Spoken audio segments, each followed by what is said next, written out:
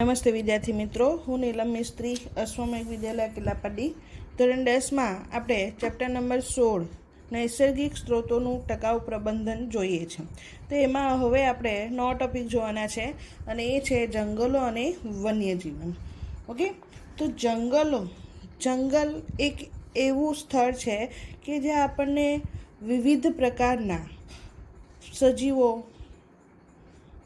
જોવા મળી રહે છે. બરાબર, એ સજીવોમાં પછી વનસ્પતિ પણ આવી જાય, પ્રાણીઓ પણ આવી જાય અને સૂક્ષ્મજીવો દરેકનો સમાવેશ થઈ જાય છે. બરાબર, તો એ જંગલ એ એવું સ્થળ છે કે જ્યાં આપણને વિવિધ પ્રકારના અલગ અલગ પ્રકારના સજીવો જોવા મળે છે. બરાબર, એટલે જો વિવિધ પ્રકારના સજીવો આપણને ત્યાં જોવા મળતા હોય તો એને આપણે બીજો શબ્દ તરીકે જૈવ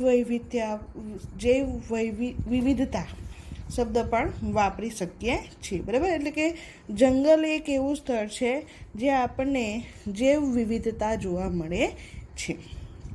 તો જૈવ વિવિધતા એટલે શું? તો જૈવ વિવિધતાની વ્યાખ્યા શું થશે? તો કોઈ વિસ્તારમાં મળી આવતા વિવિધ જાતિના સજીવ સ્વરૂપો. બરાબર, જૈવ વિવિધતાની વ્યાખ્યા કોઈ વિસ્તારમાં મળી આવતા વિવિધ જાતિના સજીવ સ્વરૂપો. હવે એમાં મેં તમને કીધું કે વિવિધ જાતિના સજીવો એટલે એમાં કોનો સમાવેશ થઈ શકે? તો જીવાણુઓ, ફૂગ, વનસ્પતિ, પ્રાણીઓ, કીટકો, સરીસૃપો, પક્ષીઓ, વનસ્પતિઓ. વનસ્પતિમાં પણ એકાંગી, દ્વિઅંગી, ત્રિઅંગી, બરાબર, સપુષ્પી વનસ્પતિઓ, અપુષ્પી વનસ્પતિઓ, દરેક પ્રકારની વનસ્પતિઓ જોવા મળતી હોય અને તેમની સંખ્યાને શું કહેવામાં આવશે? વિવિધતા કહેવામાં આવે છે. તેમની સંખ્યાને જૈવ વિવિધતા કહે છે. બરાબર, એટલે જૈવ વિવિધતાની વ્યાખ્યા શું થશે? તો કોઈ વિસ્તારમાં મળી આવતા વિવિધ જાતિના સજીવ સ્વરૂપો અને તેમની સંખ્યા, એને શું કહેવામાં આવશે? જૈવ વિવિધતા કહે છે. તો આ જે જંગલમાં જોવા મળતી જૈવ વિવિધતા છે એ ક્યાં સુધી આપણને જોવા મળશે? તો જ્યાં સુધી જંગલનું અસ્તિત્વ હશે ત્યાં સુધી. બરાબર, એટલે કે જંગલ હશે તો જંગલમાં આપણને જૈવ વિવિધતા જોવા મળશે. જો જંગલ જ ન હોય તો આ દરેક પ્રકારના આપણને જે સજીવો જોવા મળે છે, જીવાણુઓ, ફૂગ, વનસ્પતિમાં પણ એકાંગી, દ્વિઅંગી, ત્રિઅંગી, સપુષ્પી, અપુષ્પી, બરાબર, પછી પ્રાણીઓ, કીટકો, સરીસૃપો, વિવિધ પ્રકારના આપણે ઘણા બધા એવા પક્ષીઓ પણ જોઈએ છે કે જે હાલમાં આપણી આસપાસ પક્ષીઓ જોઈએ છે તો એ પક્ષીઓ સિવાયના પણ ઘણા બધા એવા પક્ષીઓ છે જે આપણે જોયા જ નથી. બરાબર, તો એ બધા પક્ષીઓ આપણને ક્યારે જોવા મળશે? જ્યારે જંગલો અસ્તિત્વમાં હશે ત્યારે. બરાબર, જો જંગલનો નાશ થાય તો આપણી જે જૈવ વિવિધતા છે એમાં પણ શું થઈ શકે છે? એનું અસ્તિત્વ પણ જોખમાઈ શકે છે. બરાબર, એટલે વારસાગત જૈવ વિવિધતાનું સંરક્ષણ કરવાનો પ્રયત્ન પ્રાકૃતિક સંરક્ષણના મુખ્ય ઉદ્દેશમાંનો એક ઉદ્દેશ છે. બરાબર, એટલે કે જૈવ વિવિધતાનું સંરક્ષણ કરવાનો જે પ્રાકૃતિક સંરક્ષણનો મુખ્ય ઉદ્દેશ છે એમાં પણ આ એક ઉદ્દેશ આવી જાય છે.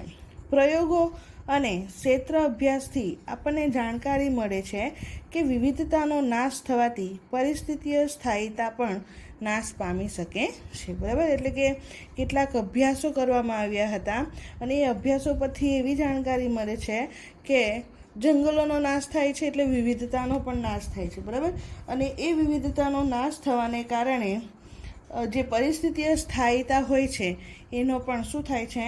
નાશ થતો હોય છે, બરાબર. એ પરિસ્થિતિએ સ્થાયીતા પણ નાશ પામી શકે છે.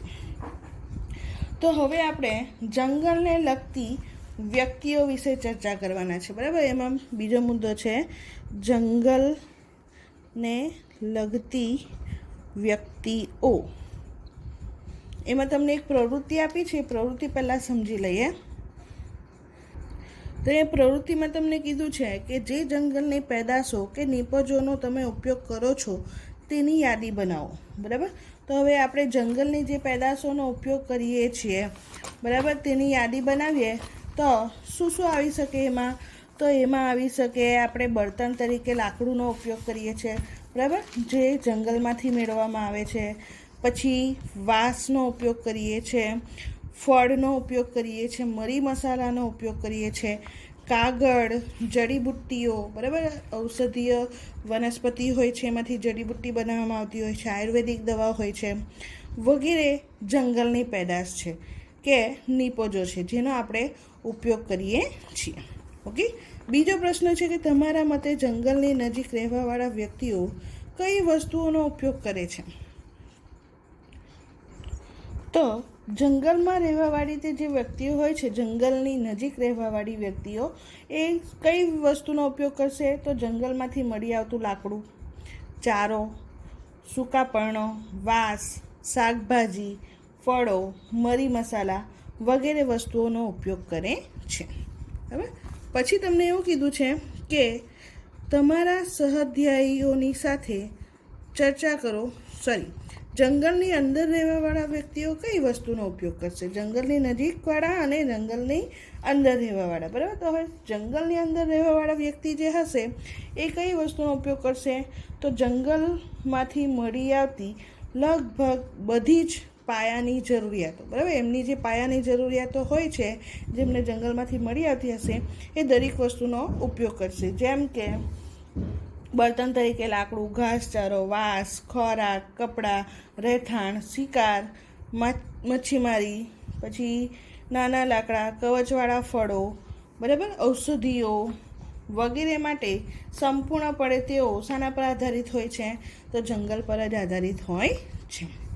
હવે તમને એવું કીધું છે કે તમારા સહાધ્યાયીઓની સાથે ચર્ચા કરો કે ઉપરોક્ત વ્યક્તિઓની જરૂરિયાતોમાં શું ભિન્નતા છે કે શું સમાનતા છે, તેમજ તેના કારણ વિશે જાણકારી પણ મેળવો. તો અહીં આપણે જોઈ શકીએ છીએ કે આપણે જે વસ્તુનો ઉપયોગ કરીએ છીએ, પછી જંગલની નજીક રહેતા વ્યક્તિઓ જે ઉપયોગ કરે છે અને જંગલની અંદર રહેવાવાળા જે વ્યક્તિઓ જે જંગલની પેદાશનો ઉપયોગ કરે છે, લગભગ એમાં શું જોવા મળે છે? આપણને સમાનતાઓ જોવા મળે છે. ઓકે. હવે આગળ જોઈએ. આપણે જંગલોની વિવિધ નિપજોનો ઉપયોગ કરીએ છીએ, પરંતુ જંગલ સ્ત્રોતો પર આપણી નિર્ભરતામાં વિવિધતા છે, બરાબર. એટલે આપણે પણ જંગલની વિવિધ પેદાશોનો ઉપયોગ કરીએ છીએ, એની નિપજોનો ઉપયોગ કરીએ છીએ, બરાબર. પરંતુ જે જંગલના સ્ત્રોતો છે, એટલે કે જંગલમાંથી આપણને જે વસ્તુ મળી આવે છે એ આપણા પર નિર્ભરતા રાખે છે. આપણે કઈ વસ્તુનો ઉપયોગ કરીએ છીએ એના પર નિર્ભર છે, બરાબર. આપણામાંથી કેટલાક લોકોની પાસે વિકલ્પો હોય છે, બરાબર, પરંતુ કેટલાક લોકો પાસે નથી, બરાબર. જેમ કે આપણી જ વાત કરીએ તો આપણા પાસે વિકલ્પો હોય છે, બરાબર, પણ જો જંગલમાં રહેતી વ્યક્તિ છે તો એની પાસે વિકલ્પ હશે નહીં, બરાબર. એટલે કેટલાક લોકો પાસે એ વસ્તુને ઉપયોગ કરવા માટે વિકલ્પ હશે, જ્યારે કેટલીક વ્યક્તિઓને એના માટે વિકલ્પ હોતો નથી. જ્યારે આપણે વન સંરક્ષણની વાત વિશે વિચારીએ ત્યારે આપણને તેની સાથે સંકળાયેલી વ્યક્તિઓ કે સંસ્થાઓને આપણે ધ્યાનમાં લેવી જોઈએ. જેમ કે પહેલું, જંગલની અંદર તેમજ તેની નજીક રહેનારા લોકો પોતાની અનેક જરૂરિયાતો માટે જંગલ પર નિર્ભર રહે છે, બરાબર. પહેલું કયું આવશે? તો જંગલની નજીક અને જંગલની અંદર રહેનારા જે લોકો હશે એ પોતાની દરેક જરૂરિયાત ક્યાંથી પૂરી કરશે? તો જંગલમાંથી જે પણ પેદાશો મળી આવતી હશે, જંગલમાંથી જે પણ નિપજો મળી આવશે એના પર નિર્ભર રહે છે, બરાબર. બીજું છે સરકારના વન વિભાગ, બરાબર. પહેલી વ્યક્તિ કઈ આવશે? તો જંગલની નજીક અને જંગલની અંદર રહેનારા લોકો. બરાબર. બીજી વ્યક્તિ કઈ આવશે? તો બીજી આવશે સરકારના વન વિભાગ, કે જેની પાસે જંગલોનું શું હોય છે? નિયંત્રણ હોય છે. બરાબર. તેઓ જંગલોનું નિયંત્રણ કરતા હોય છે અને જંગલોમાંથી જે સ્ત્રોતો પેદાશો મળે છે એ પેદાશોનું પણ નિયંત્રણ કરતા હોય છે. પછી ત્રીજી વ્યક્તિ આવશે ઉદ્યોગપતિ. તો ઉદ્યોગપતિઓ શું કરશે? જેમ કે ટીમરૂના પર્ણો. બરાબર. ટીમરૂના પર્ણો કે જેમાંથી શું બનાવવામાં આવે છે? બીડી બનાવવામાં આવે છે. એમસીક્યુમાં પૂછાય છે. ટીમરૂના પર્ણોમાંથી શું બને છે? બીડી. બરાબર. તો ટીમરૂના પર્ણોમાંથી બીડી બનાવવાથી લઈને કાગળ મિલ સુધી જંગલની વિવિધ નિપજોનો ઉપયોગ કોણ કરે છે? ઉદ્યોગપતિઓ કરે છે. જો કે તેઓ જંગલોનો કોઈ પણ એક વિસ્તાર પર આધારિત હોતા નથી. બરાબર. એટલે કે આ જે ઉદ્યોગપતિ હોય છે એ ઉદ્યોગપતિ જંગલનો કોઈ એક વિસ્તાર પર આધાર રાખતા નથી, પરંતુ સમગ્ર વિસ્તાર પર આધાર રાખે છે. અને ચોથું છે પ્રકૃતિ પ્રેમી. તો પ્રકૃતિ પ્રેમી કે જેઓ શું કરશે? તો વન્યજીવન અને પ્રકૃતિનું મૂળ સ્વરૂપમાં સંરક્ષણ ઈચ્છે છે. બરાબર. એટલે કે તેઓ જંગલને કે પછી પ્રાણીઓને, અંદર વસતા જે પ્રાણીઓ હોય છે તેમને શું કરે છે? રક્ષણ કરે છે. બરાબર. એમને કોઈ પણ પ્રકારનું નુકસાન પહોંચાડતા નથી. તો આપણે જોયું કે આ પ્રત્યેક જે સમૂહ છે એ પ્રત્યેક સમૂહ જંગલમાંથી કંઈક ને કંઈક મેળવે છે. બરાબર. શું પ્રાપ્ત થાય છે? તો સ્થાનિક લોકો જો હોય છે, જંગલમાં રહેતા લોકો, વધારેમાં વધારે બળતણ માટે લાકડું, નાની લાકડીઓ અને છાપરા માટે પરાળ એટલે કે લાકડાની જરૂરિયાત હોય છે. બરાબર. આ કોની જરૂરિયાત છે? તો જંગલની અંદર વસતા અને જંગલની નજીક વસતા. વાંસનો ઉપયોગ ઝૂંપડીના ટેકા બનાવવા, ખાદ્ય પદાર્થો એકત્રિત કરવા એટલે કે ટોપલો. તમે લોકોએ જોયું જ હશે કે વાંસમાંથી ટોપલો બનાવવામાં આવતી હોય છે, ટોપલી બનાવવામાં આવતી હોય છે. ઓકે. તો ખાદ્ય પદાર્થોને એકત્રિત કરવા, તેનો સંગ્રહ કરવા માટેની ટોપલીઓ બનાવવા, ખેતીના સાધનો, માછલી પકડવા તેમજ શિકાર કરવાના સાધનો બનાવવામાં કરે છે. તે સિવાય જંગલ માછલી પકડવા માટેનું અને શિકારનું સ્થાન પણ હોય છે. વિવિધ વ્યક્તિઓ ફળો, કવચવાળા ફળો એટલે કે આવૃત ફળો, બરાબર, આવરણ ધરાવતા ફળો જેમ કે અખરોટ, બરાબર, કવચવાળા ફળો અને ઔષધિઓ એકત્ર કરવાની સાથે સાથે તેમના પશુઓને જંગલમાં ચરાવતા પણ હોય છે, અથવા તેઓના માટે ચારો જંગલમાંથી એકત્રિત કરે છે. બરાબર. શું તમને લાગે છે કે વન સંપદાનો આ રીતે ઉપયોગ કરવાથી આ સ્ત્રોતોનો નાશ થઈ શકે છે?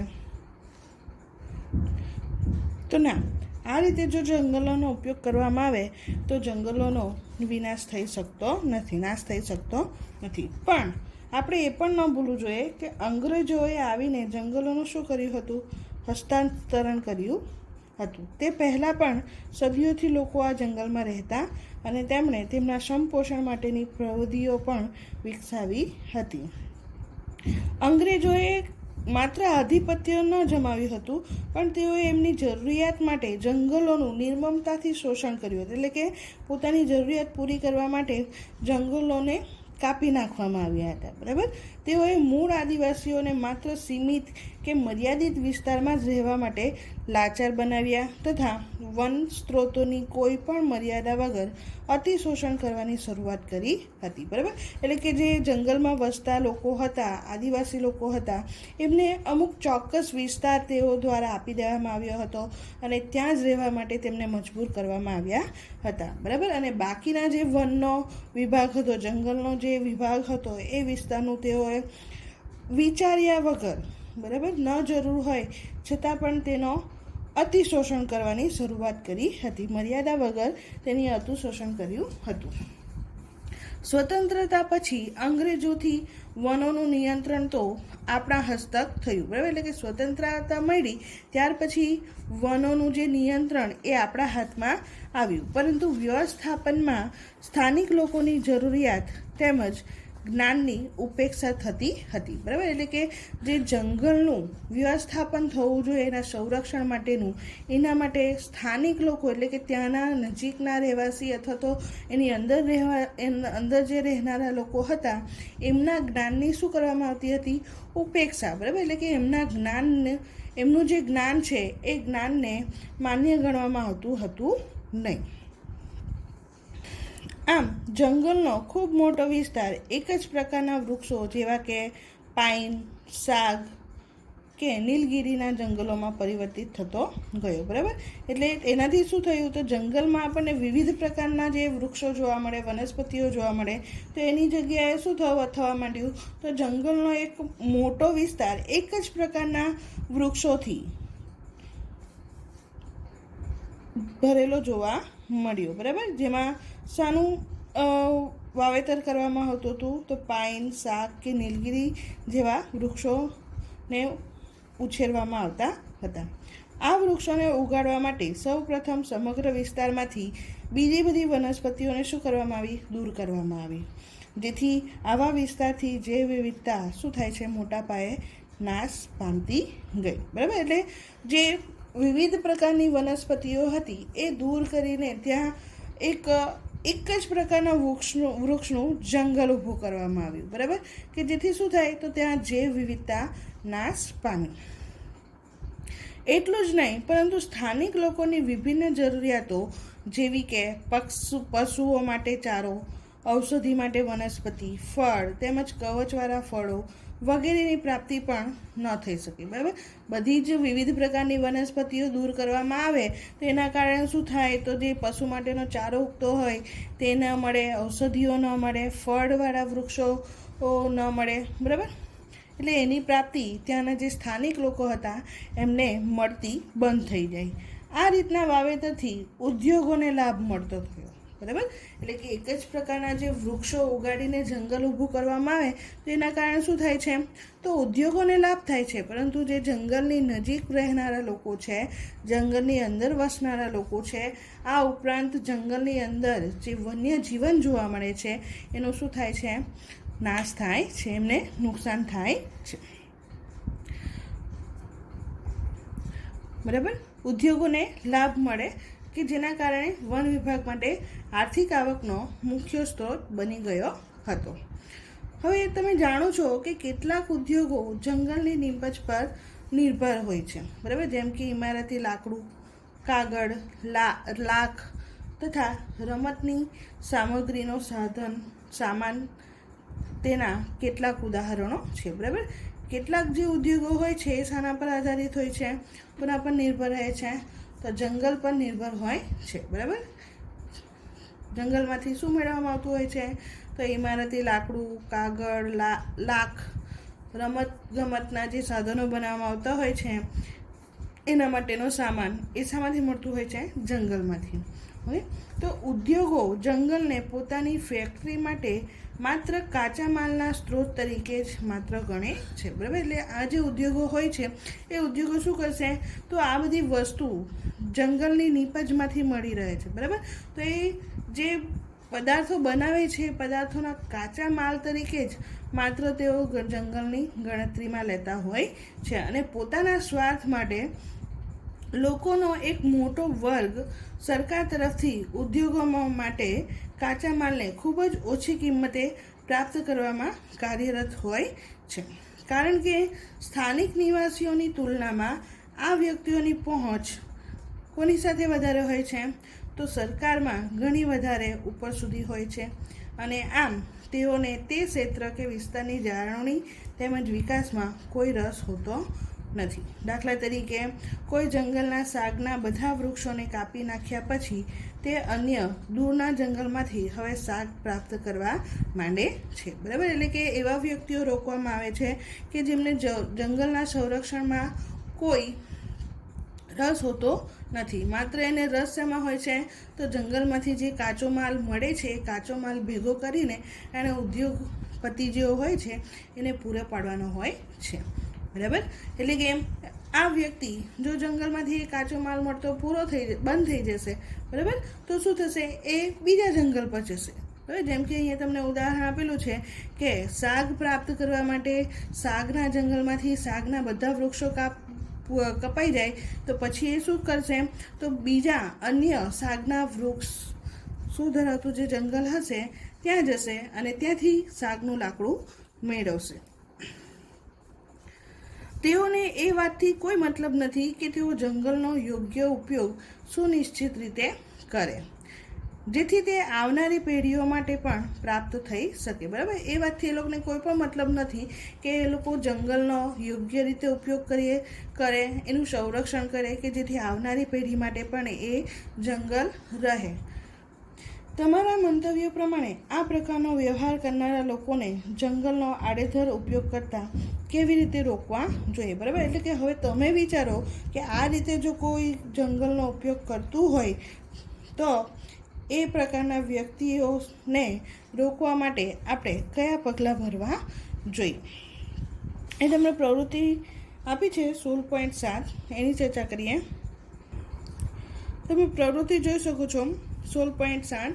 એમાં આપણને કીધું છે કે કોઈ 2 વન્ય નિપજો વિશે જાણકારી મેળવો જે કોઈ ઉદ્યોગનો આધાર હોય. બરાબર? તો અહીંયા આપણને કોઈ 2 એવી નિપજ વિશે જાણકારી મેળવવા કીધી છે કે જે શાના માટે આધારિત હોય? તો ઉદ્યોગનો આધાર હોય. તો પહેલું આપણે ટીમરૂના પર્ણો જોઈ જ ગયા છે. બરાબર? તો ટીમરૂના જે પર્ણો છે એ બીડી બનાવવાના ઉપયોગમાં લેવાતા હોય છે. બરાબર? અને આવશ્યક તેલ એટલે કે આપણને જે જરૂરી તેલનો ઉપયોગ સાબુ, કોસ્મેટિકમાં ઉદ્યોગમાં થાય છે. દેવદારના વૃક્ષ.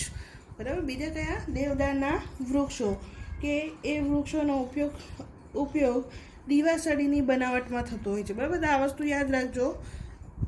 દેવદારના જે વૃક્ષો છે એનો ઉપયોગ દીવાસળીની બનાવટમાં થાય છે અને ટીમરૂના પર્ણોનો ઉપયોગ બીડી બનાવવામાં થાય છે. પછી કીધું છે કે ચર્ચા કરો કે આ ઉદ્યોગ લાંબા સમય સુધી ચાલી શકે તેમ છે અથવા શું આપણને આ નિપજોની વપરાશનું નિયંત્રણ કરવાની જરૂરિયાત છે? તો આ ઉદ્યોગો લાંબા સમય સુધી ચાલી શકે તેમ નથી. એનું કારણ શું છે? એનું કારણ છે કે જંગલોનું શું થાય છે? અતિશોષણ ઉદ્યોગોને લાંબો સમય કાચા પદાર્થો પૂરા પાડી શકે નહીં. બરાબર? એટલે કે જંગલોમાંથી મર્યાદિત જથ્થો મેળવવામાં આવતો નથી. મર્યાદા વગર જંગલોમાંથી કાચો માલ મેળવવામાં આવે છે અને એના કારણે શું થશે? તો એ લાંબા સમય સુધી કાચો માલ તેમને પૂરો પાડી શકાશે નહીં. અને અન્ય વન્ય નિપજોના ઉપયોગોનું નિયંત્રણ કરવું તેમજ વૃક્ષોનું વાવેતર કરવું પણ જરૂરી છે. બરાબર? આના નિયંત્રણ માટે આમ આપણે પ્રકૃતિ તેમજ વન્યજીવન પ્રેમીઓની ચર્ચા કરીએ કે જેઓ વન પર નિર્ભર તો નથી જ, પરંતુ જંગલોના વ્યવસ્થાપનમાં તેમની ઘણી બધી બાબતોનો ખૂબ જ મહત્ત્વ અપાય છે. સંરક્ષણ માટેની શરૂઆત મોટા પ્રાણીઓ જેવા કે વાઘ, ચિત્તા, હાથી તેમજ ગેંડાના સંરક્ષણથી થઈ હતી. બરાબર? જંગલના સંરક્ષણની શરૂઆત ક્યાંથી થઈ હતી? તો મોટા પ્રાણીઓથી. અને એ પણ કયા? તો વાઘ, સિંહ, હાથી, ગેંડાના સંરક્ષણથી થઈ હતી. અને તેમને સંપૂર્ણ જૈવ વિવિધતાનું પૂર્ણરૂપે સંરક્ષણ કરવાનું મહત્ત્વ સમજાયું છે.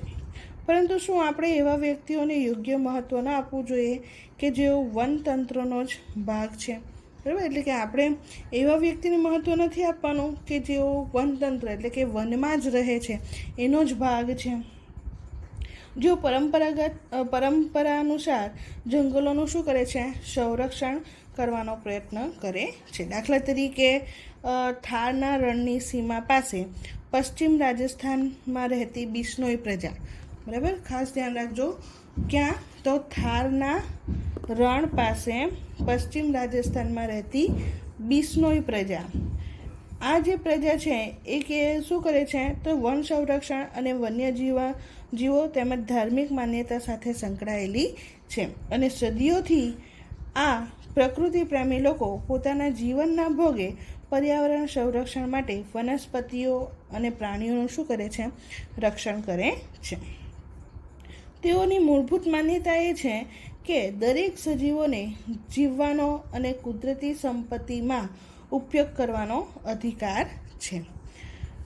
ભારત સરકારે હમણાં વન્યજીવન સંરક્ષણ હેતુથી અમૃતા દેવી બિશ્નોઈ રાષ્ટ્રીય પુરસ્કારની વ્યવસ્થા કરી છે. બરાબર, આ પણ VSQમાં પૂછાય છે. ભારત સરકાર દ્વારા જે વન સંરક્ષણ માટે એવોર્ડ આપવામાં આવે છે એ એવોર્ડનું નામ શું છે? તો એ છે અમૃતા દેવી બિશ્નોઈ.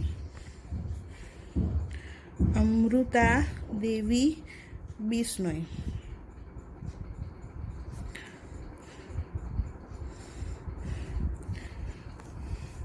રાષ્ટ્રીય પુરસ્કાર આપવામાં આવે છે અને આ પુરસ્કાર અમૃતા દેવી બિશ્નોઈની સ્મૃતિમાં, એની યાદમાં આપવામાં આવે છે. કોની યાદમાં?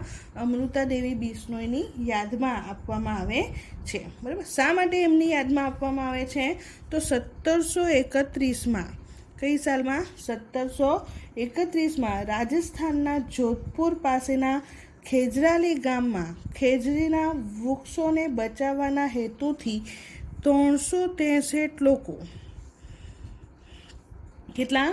363 લોકોની સાથે પોતાના જીવનનું શું આપ્યું હતું? એમણે બલિદાન આપ્યું હતું. બરાબર, કઈ સાલમાં? 1731ની સાલમાં અમૃતા દેવી બિશ્નોઈ એ 363 લોકો સાથે પોતાના જીવનનું બલિદાન આપ્યું હતું. શા માટે? તો ખેજરાલી ગામમાં ખેજરીના વૃક્ષોને બચાવવા માટે. બરાબર, એટલે આ વસ્તુ પણ ખાસ ધ્યાન રાખજો. અમૃતા દેવી બિશ્નોઈએ પોતાના જીવનનું બલિદાન કયા વૃક્ષોને બચાવવા માટે આપેલું હતું? તો ખેજરીના વૃક્ષોને બચાવવા માટે. કેટલા લોકો સાથે? તો 363 લોકો સાથે. બરાબર, એટલા માટે એમની યાદમાં ભારત સરકાર દ્વારા અમૃતા દેવી બિશ્નોઈ રાષ્ટ્રીય પુરસ્કાર આપવામાં આવે છે. તો આમ આ અભ્યાસ પરથી સ્થાપિત કરાયેલી છે કે જંગલોના પરંપરાગત ઉપયોગોની રીતોના વિરુદ્ધ પૂર્વાગ્રહનો કોઈ ખાસ આધાર નથી. ઉદાહરણ તરીકે વિશાળ હિમાલય રાષ્ટ્રીય ઉદ્યાનનું સુરક્ષિત ક્ષેત્રમાં આલ્પાઇનના જંગલ છે જે ઘેટાઓનો ચારો હતો. બરાબર, એટલે કે જે વિશાળ હિમાલય છે તો એ હિમાલયમાં રાષ્ટ્રીય ઉદ્યાનની રચના કરવામાં આવી છે. બરાબર, સુરક્ષિત ક્ષેત્રમાં, જેમાં કયું જંગલ છે? તો આલ્પાઇનના જંગલ છે. બરાબર, જે ઘેટાઓનો શું છે? ચારો હતો.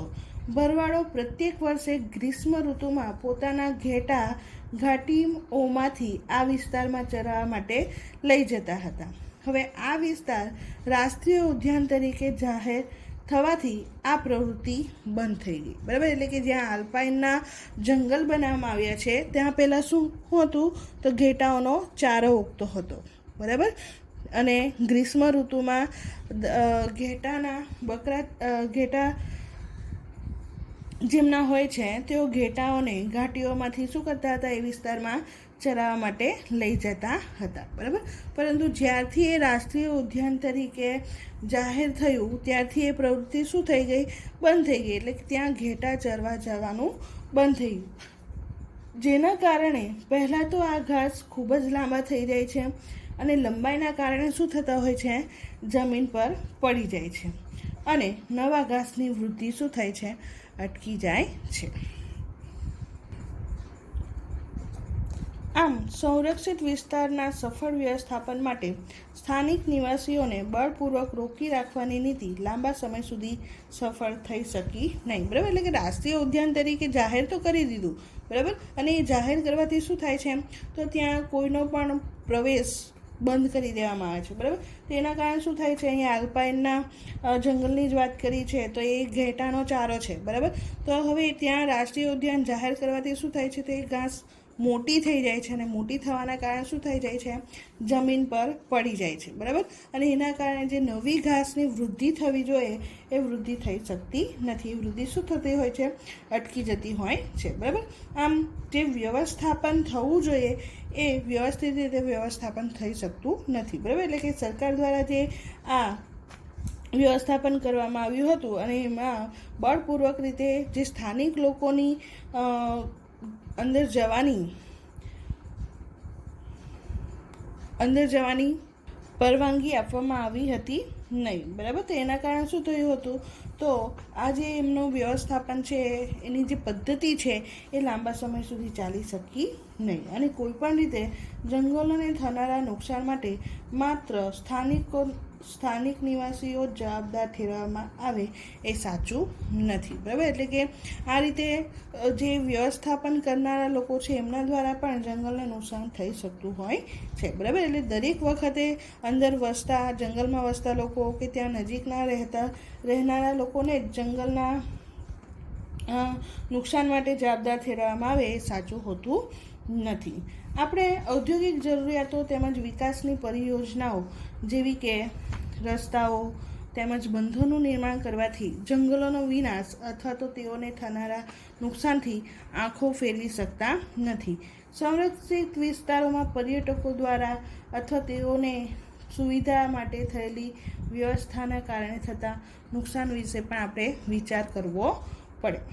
આપણે માનવું પડશે કે વનોની પ્રાકૃતિક છબીમાં મનુષ્યનો હસ્તક્ષેપ ખૂબ જ વધારે છે અને આપણે આ હસ્તક્ષેપની પ્રકૃતિ તેમજ મર્યાદાને નિયંત્રિત કરવી પડશે.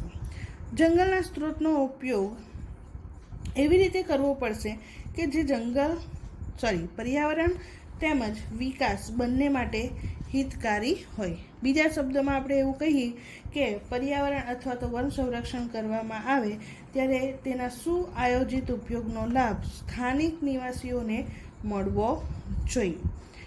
આ વિકેન્દ્રીકરણની એક એવી વ્યવસ્થા છે કે જેમાં આર્થિક વિકાસ તેમજ પરિસ્થિતિકીય સંરક્ષણ બંને સાથે દર્શાવી શકાય, બરાબર. એટલે કે એવા ઉપાયો થવા જોઈએ વન સંરક્ષણ માટે કે જેનાથી શું થાય, તો સ્થાનિક લોકો પણ તેનો ઉપયોગ કરી શકે અને જંગલનું સંરક્ષણ પણ થાય કે જેથી જંગલનો વિકાસ પણ શક્ય બને.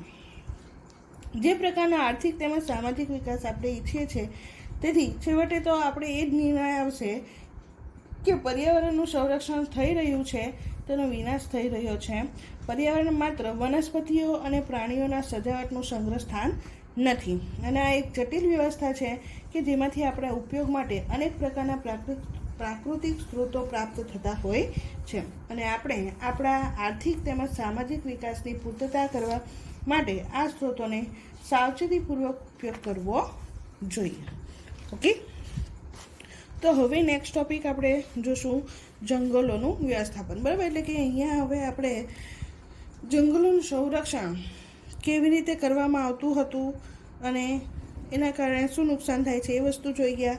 હવે આપણે જંગલોનું વ્યવસ્થાપન કેવી રીતે કરીએ તો જંગલનો વિકાસ થાય, એનું સંરક્ષણ થાય એની ચર્ચા કરવાના છે, જે આપણે નેક્સ્ટ લેક્ચરમાં જોશું. Thank you.